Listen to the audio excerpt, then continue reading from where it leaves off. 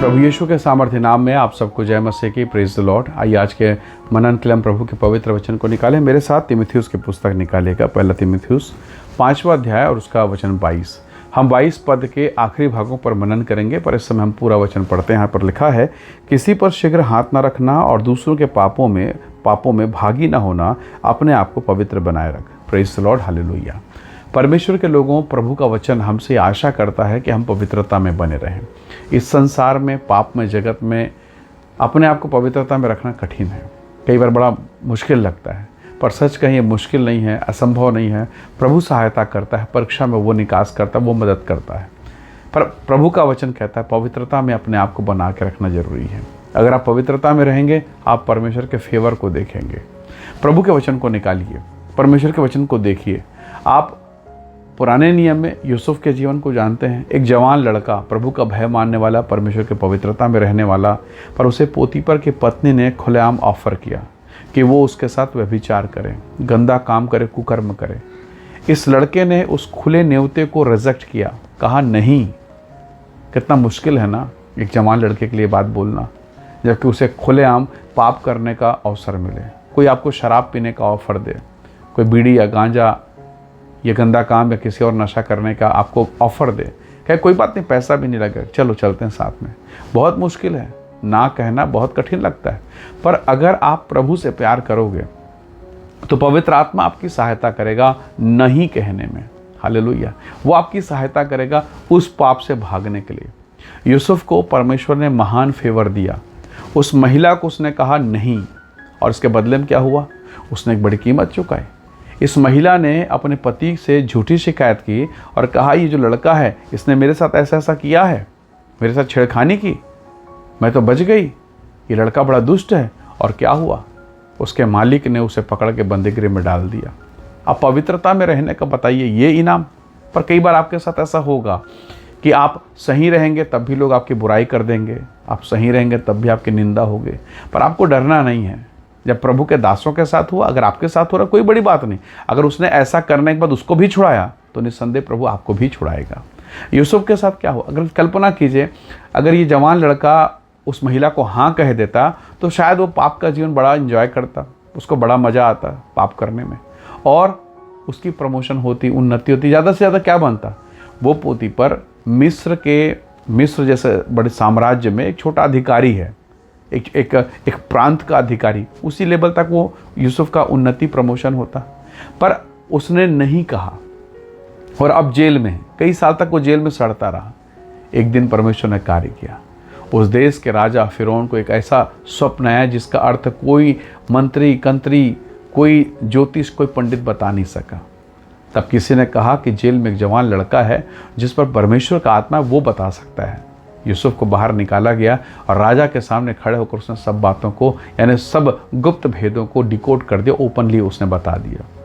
राजा इतना प्रभावित हो गया, प्रभु के आत्मा ने उसकी अगुवाई की, और अब उस देश का प्रधानमंत्री इस जवान को बना दिया गया। जो पहले प्रधानमंत्री थे उसको टर्मिनेट किया गया होगा और उसके बदले में इसे प्रमोट किया गया। देखिए पवित्रता में रहने का क्या रिवॉर्ड, क्या इनाम परमेश्वर ने उसे दिया है। Praise the Lord. तो प्रभु के लोगों, कई बार आपको लगेगा कि मैं अपने ऑफिस में, अपने ड्यूटी में, अपने काम में क्यों ईमानदार रहूं, क्यों पवित्रता में रहूं, बड़ा इनाम है इसका।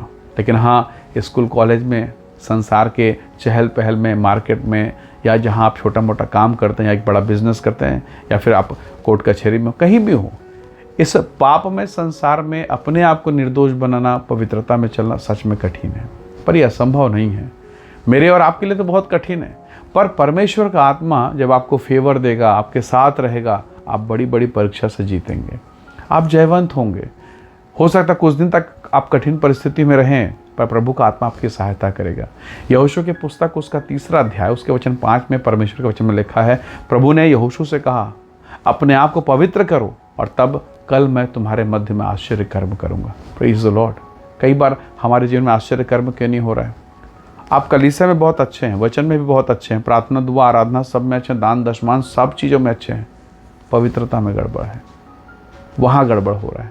कोई नहीं जानता, पर अंदर ही अंदर वही चीज़ खाई जा रही है जिससे आपको दूर रहना है, वही आपको बार बार गिरा रहा है। आप प्रार्थना कर रहे हैं, जय नहीं पा रहे हैं।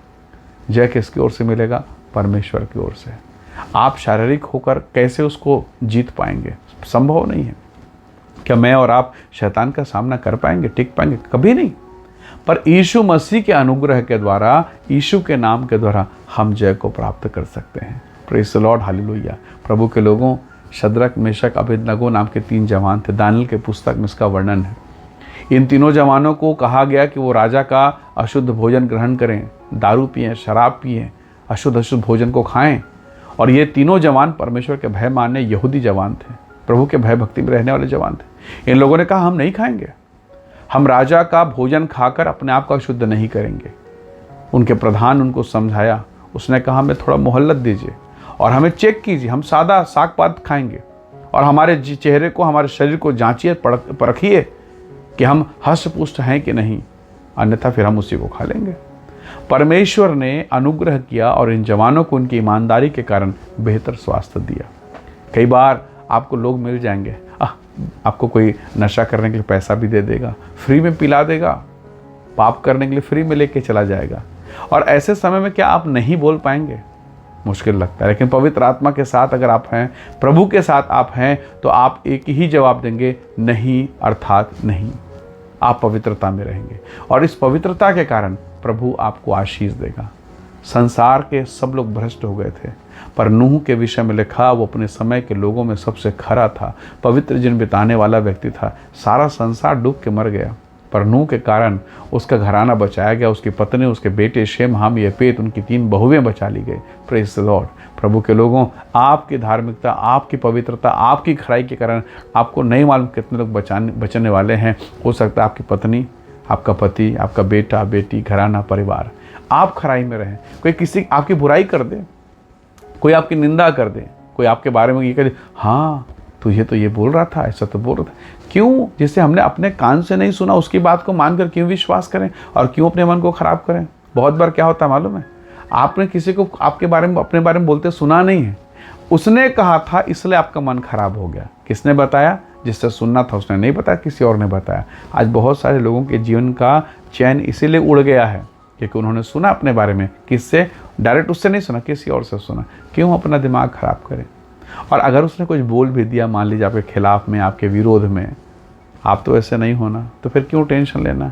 याद रखिएगा, मैं अक्सर इस बात को बोलता हूँ, अगर एक बुराई करने वाला मान लीजिए फिनाइल को अपने मुंह में ऐसे भर ले और किसी को ऊपर ऐसे मुंह से पिचक दे, पुरक दे, थूक दे, तो फिनाइल पीने वाला पहले मरेगा या जिसके ऊपर उसने थूका है वो पहले मरेगा? फिनाइल पीने वाला, जहर पीने वाला।